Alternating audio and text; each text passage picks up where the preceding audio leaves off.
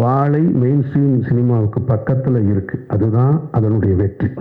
அதில் நீங்கள் புரிஞ்சுக்கணும். ஆனால் பக்கத்தில் இருக்கக்கூடிய கொட்டுக்காளின்ற திரைப்படம் அது ஃபெஸ்டிவல் சினிமா. அதை நல்லா புரிஞ்சுக்கணும். அது மெயின் ஸ்ட்ரீம் சினிமா கிடையாது. அதுக்காக அது நல்ல படம் இல்லைன்னு அர்த்தம் இல்லை. அது ஃபெஸ்டிவல் மோடுக்காக தயாரிக்கப்பட்ட ஒரு படம். அப்போ ஃபெஸ்டிவல் மோடுக்காக தயாரிக்கப்பட்ட ஒரு திரைப்படத்தை, பல சர்வதேச விருதுகளை பெற்ற ஒரு திரைப்படத்தை இங்கே கொண்டு வந்து நீங்கள் சக மெயின்ஸ்ட்ரீம் மீடியாவோட போட்டி போட வைப்பது என்பதே அது ஒரு வன்முறை தான்.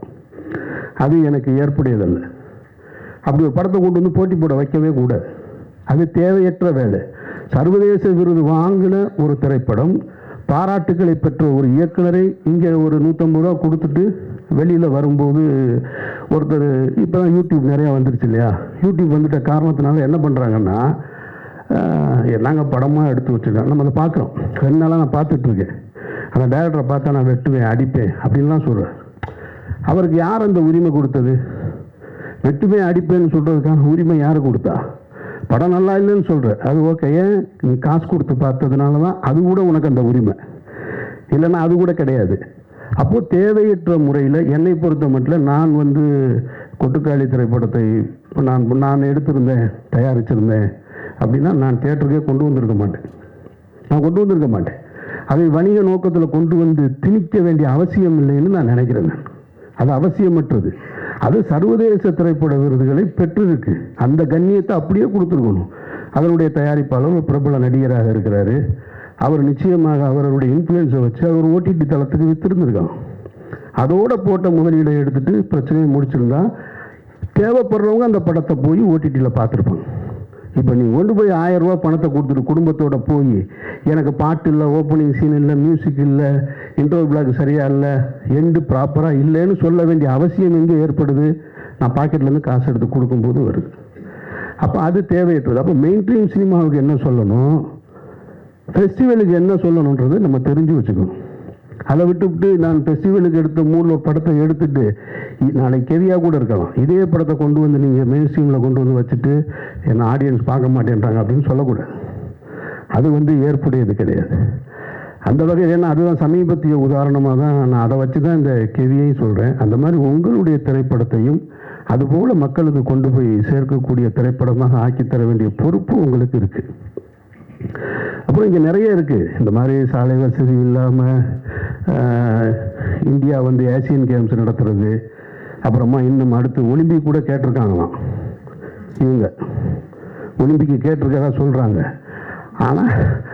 ஆனால் வெளிநாட்டு அதிபர்கள் வரும்பொழுது குடிசையை பூரா பச்சை போட்டு மறைப்பாங்க, நெட்டு போட்டு மறைச்சிக்கிட்டு இருப்பாங்க.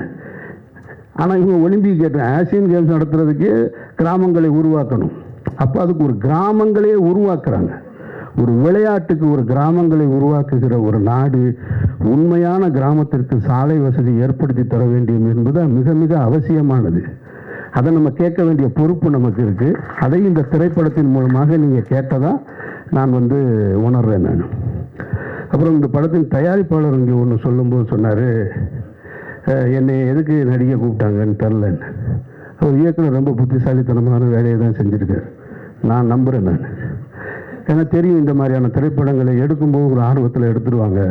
அப்புறம் ரிலீஸ் டைமில் வரும்பொழுதே போப்பா ஒன்றும் பிஸ்னஸ் இல்லை, அது இல்லை. அப்புறம் நீங்கள் சொன்னீங்க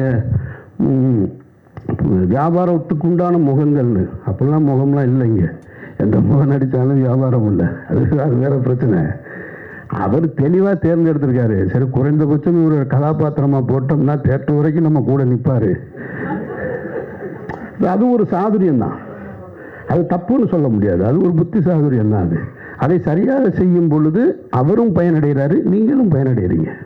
ஸோ அதனால் எல்லாமே சரியான நிகழ்வாகத்தான் நடந்திருக்கிறதா நம்ம பார்க்குறோம். மற்றபடி உங்களுடைய உழைப்பு, நீங்கள் கண்ணீர் சிந்த வேண்டிய அவசியம் இல்லைன்னு நான் நினைக்கிறேன். நான் ரொம்ப மெனக்கெட்டிருக்கீங்க, ஒரு டீம் கஷ்டப்பட்டு வேலை செஞ்சுருக்கீங்க. உங்களுடைய கஷ்டம் எல்லாமே மைக்கில் பேசுகிறதுனால எதுவும் சரியாயிடாது.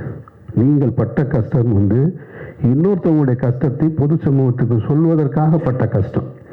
ஸோ அந்த கஷ்டம் திரையரங்கில் சரியாக நான் பார்த்த ஃபஸ்ட்டு இப்போ 2 ஷாட்டு போட்டிங்க பாருங்கள். அந்த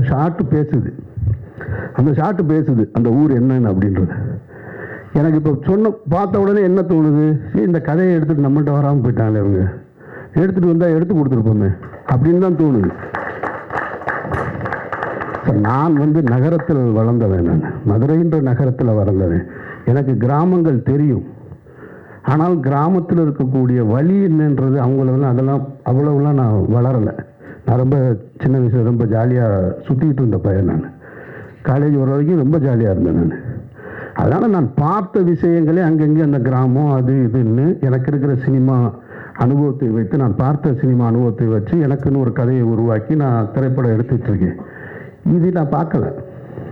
இந்த ஃபஸ்ட்டு ஷாட் பார்த்த உடனேயே ஆக நம்ம பண்ணியிருக்கலாம் இந்த படம் அப்படின்னு தோணுச்சு.